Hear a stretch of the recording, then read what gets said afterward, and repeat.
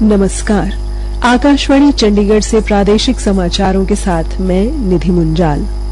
देश के युवाओं को सशक्त बनाने और राष्ट्र निर्माण में उनकी भागीदारी को प्रोत्साहित करने के उद्देश्य से आज देश के 47 शहरों में रोजगार मेले का आयोजन किया गया।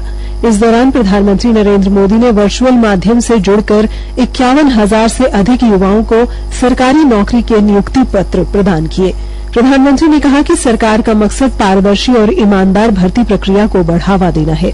श्री मोदी ने कहा कि विभिन्न विभागों में नियुक्त हो रहे ये युवा आने वाले समय में देश की प्रगति को गति देंगे। कोई देश की सुरक्षा करेगा तो कोई वित्तीय समावेशन या औद्योगिक विकास की मजबूती देगा।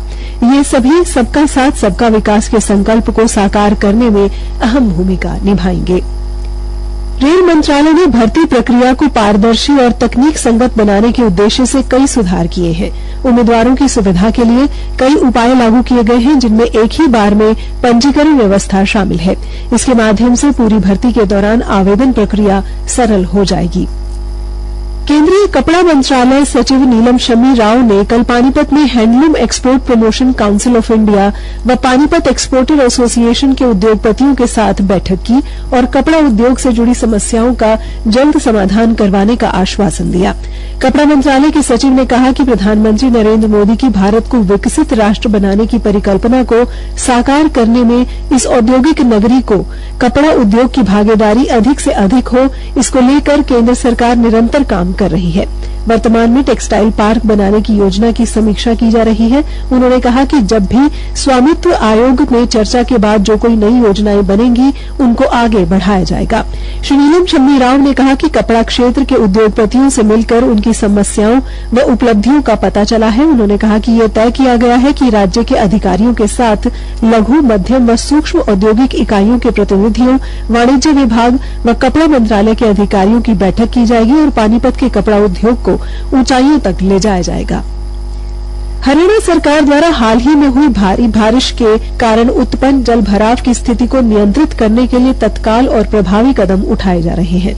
एक सरकारी प्रवक्ता ने बताया कि मुख्यमंत्री नायब सिंह सैनी ने अधिकारियों को स्थिति पर निरंतर नजर रखने और त्वरित कार्रवाई करने के निर्देश दिए हैं। हरियाणा सरकार जनता की समस्याओं के प्रति संवेदनशील है और आलोचनाओं को रचनात्मक रूप से लेते हुए इस स्थिति से निपटने के लिए सभी आवश्यक कदम उठा रही है। नगर निगम, गुरुग्राम महानगर विकास प्राधिकरण, लोक निर्माण विभाग और आपदा प्रबंधन की टीमें प्रभावित क्षेत्रों में पानी निकासी के लिए आवश्यक उपकरणों के साथ कार्यरत हैं। नालों की सफाई और जल निकासी प्रणाली को सुचारू करने का कार्य युद्ध स्तर पर जारी है। प्रवक्ता ने बताया कि यह सुनिश्चित किया जा रहा है कि जल भराव के कारण जनजीवन न्यूनतम प्रभावित हो और उन्होंने लोगों से अनुरोध किया है कि वे जल भराव वाले क्षेत्रों में अनावश्यक यात्रा से बचें और आपदा प्रबंधन टीमों के साथ सहयोग करें। स्थिति पर नियमित अपडेट सोशल मीडिया व अन्य माध्यमों से उपलब्ध कराए जा रहे हैं। दक्षिण हरियाणा बिजली वितरण निगम के प्रबंध निदेशक अशोक कुमार गर्ग ने कहा है कि बरसात के दौरान बिजली निगम की लाइनों से किसी व्यक्ति एवं कर्मचारी को कोई नुकसान न हो, इसके लिए कार्यकारी अभियंता को सुरक्षा अधिकारी की जिम्मेदारी दी गई है। इससे बिजली की लाइनों से संबंधित किसी भी प्रकार के खतरे की सूचना सीधे मुख्यालय में दी जाएगी। उन्होंने कहा कि कार्यकारी अभियंता के मोबाइल व्हाट्सएप नंबर 9050960500 पर कोई भी नागरिक ऐसे स्थान की फोटो, वीडियो सहित गूगल लोकेशन या लैंडमार्क, उपमंडल क्षेत्र का नाम आदि बताकर जानकारी दे सकता है। श्री गर्ग ने कहा कि टूटे हुए खंभे, बिजली के तारों, support wire, earth wire, transformer, meter box अथवा अन्य किसी से भी आने वाले करंट की सूचना कोई भी राहगीर, नागरिक या उपभोक्ता जारी किए गए नंबर पर तुरंत देख सकते हैं। हरियाणा के पर्यावरण, वन एवं वन्यजीव मंत्री राव नरबीर सिंह ने कहा कि स्वच्छता, पर्यावरण संरक्षण व अपने क्षेत्र का विकास हम सबकी सामूहिक जिम्मेदारी है। श्री राव नरबीर सिंह कल फर्रुखनगर नगरपालिका की बैठक में उपस्थित पार्षदों को संबोधित कर रहे थे।